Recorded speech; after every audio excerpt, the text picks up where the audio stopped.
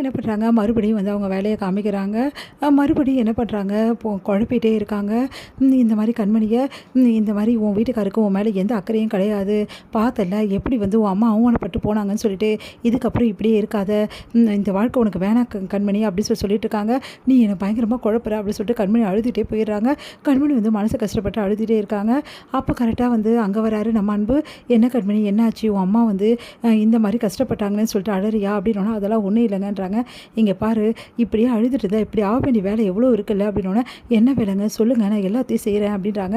நீ எதுவும் செய்வேனா, முக்கியமான வேலை உன் வேலை இருக்குது, அந்த வேலையை நீ செஞ்சிடு அப்படின்னோடனே, என்ன வேலைங்க என்னோட வேலை அப்படின்னோடனே, வேறு என்ன உன் ட்ரெஸ்லாம் எடுத்து வைக்க வேணாவா, ஏன் ட்ரெஸ்ஸும் எடுத்து வைக்கணும்ல அப்படின்னோடனே, என்னது ட்ரெஸ் எடுத்து வைக்கணுமா, என்ன சொல்கிறீங்க நீங்கள் அப்படின்னோடனே, ஆமாம் கண்மணி, பின்ன நம்ம தீபாவளி கொண்டாட வேணாவா, செலிப்ரேஷன் இல்லையா, சரி அதுக்கும் ட்ரெஸ் எடுத்து வைக்கிறதுக்கு என்னங்க சம்மந்தம், என்ன கண்மணி இப்படி சொல்கிற, தலை தீபாவளி எங்கே கொண்டாடணும், பொண்ணோட அம்மா வீட்டில் தானே கொண்டாடணும், அப்போ உன்னோட அம்மா வீட்டில் தானே கொண்டாடணும் அப்படின்னு சிரிப்பு தாங்க முடியல கண்மணிக்கு.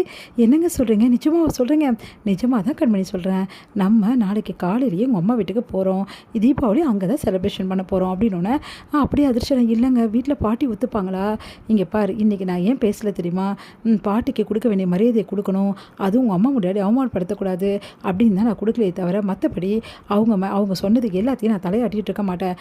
முதல்ல அவங்க என்னை போகக்கூடாதுன்னு சொல்லவே முடியாது, ஏன்னா எனக்கு கல்யாணம் ஆகிடுச்சு, என் பொண்டாட்டி வீட்டுக்கு போக வேண்டியது என்னோட உரிமை, அதை யாராலையும் எதுவுமே செய்ய முடியாது. இன்றைக்கி நான் சொல்லலைன்னா என்ன, போகும்போது எப்படி அவங்ககிட்ட சொல்லணும்னு எனக்கு தெரியும், நீ வா நான் பார்த்துக்கிறேன் அப்படின்னோடனே, நிஜமாவா சொல்கிறீங்க, கண்டிப்பாக பாட்டி ஒத்துப்பாங்கல்ல, எதுவும் பிரச்சனை பண்ண மாட்டேன், நான் தான் பார்த்துக்கிறேனே கண்மணி, நீ ஏன் கவலைப்படுற.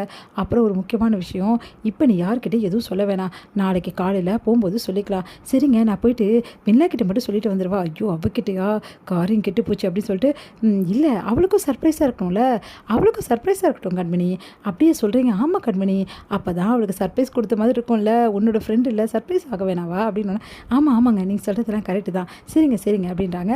சரி ஓகே, அப்போ இப்போ நிம்மதியாக தூங்குறியா, ஓகேவா சந்தோஷமானோன்னே, எங்கள் ட்ரெஸ் எல்லாம் எடுத்து வச்சுறாங்க, சரி உன் ஆசைப்படியே எடுத்து வச்சலாம் வா அப்படின்னு சொல்லிட்டு எடுத்து வச்சுறாங்க. இங்கே வந்து காலையில் எழுந்தோடனே எல்லாருமே வந்து சரி டேய் பத்திரமா போடா, சீக்கிரமாக போயிட்டு நேரத்தோடு வரப்பாரு, போயிட்டு 2 நாள் 3 நாள் தங்கிட்டு வா, உடனே வராது அப்படின்னு சொல்லிட்டு பாட்டி சொல்கிறாங்க. அது கேட்டுட்டு வந்து என்ன பண்ணுறாரு கார்த்திக் வந்து, சரி நான் போகிறேன் பாட்டி, சரி அவங்க மனசு கூடாமல் நடந்துக்கணும், சரியா அப்படின்னு சொல்லி அனுப்புகிறாங்க. பவிக்கிட்டையும் சொல்கிறாங்க. இவங்க எல்லாம் சொல்லிட்டு இருக்கும்போது கரெக்டாக பெட்டியோடு வராங்க.